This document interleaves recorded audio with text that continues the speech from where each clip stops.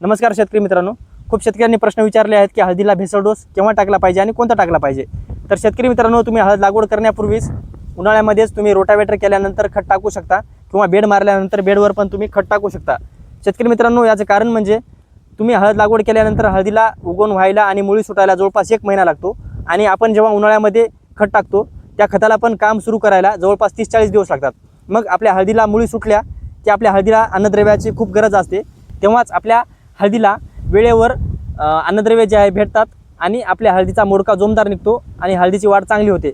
तर शेतकरी बंधूंनो, तुम्हाला यामध्ये मग कोणता भेसळ डोस घ्यायचा आहे तर तुम्ही SSP म्हणजे दाणेदारच्या 3 बॅग घ्यायच्या आहेत, पोटॅशची 1 बॅग, निंबोळी पेंटच्या 2 बॅग आणि कीटकनाशकची कोणत्याही कंपनीची 4 किलोची 1 बॅग घ्या। आणि शेतकरी बंधूंनो, यामध्ये मायक्रोन्यूट्रंटची एक हळदीला किट घ्या। शेतकरी बंधूंनो, तुमची जर हलकी मध्यम स्वरूपाची चुनखडी जमीन असेल तर तुम्ही दाणेदारऐवजी DAPच्या 2 बॅग घ्या आणि बाकीचे सर्व खत जसे तसे ठेवा। शेतकरी बंधूंनो, खूप जण म्हणतात की खताची आणि किटाची जी आहे ती रिॲक्शन होतात, सोबत जमत नाही। तर असं काही नाही शेतकरी बंधूंनो, SSP मध्ये सुद्धा सल्फर असतो आणि किटमध्ये सुद्धा सल्फेट फॉर्म मधला सल्फर असतो। आपला SSP मधला फॉस्फेट आणि किटमधील सल्फेट हळूहळू आपल्या पिकाला लागू होतात, त्यामुळे यामध्ये काही रिॲक्शन होत नाही।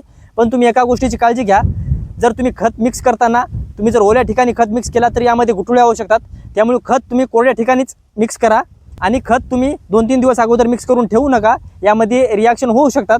शेतकरी बंधूंनो, तुम्ही वॉटर सॉल्युबल फॉर्ममध्ये किंवा फर्टिगेशननं किंवा ठिबकनं जर तुम्ही खत देत असाल तर यामध्ये सल्फेट आणि फॉस्फेटची रिॲक्शन होऊन बुडाला पांढरा गाळ तयार होऊ शकतो। पण तुम्ही भेसळ डोसमध्ये आणि कोरड्या ठिकाणी मिक्स करून जर जमिनीमध्ये टाकत असाल तर यामध्ये काही रिॲक्शन होत नाही। तुम्ही बिनधास्त उन्हाळ्यामध्ये भेसळ डोस हा टाकून घ्या आणि आपल्या हळदीचं चांगलं उत्पन्न मिळवा। धन्यवाद शेतकरी मित्रांनो।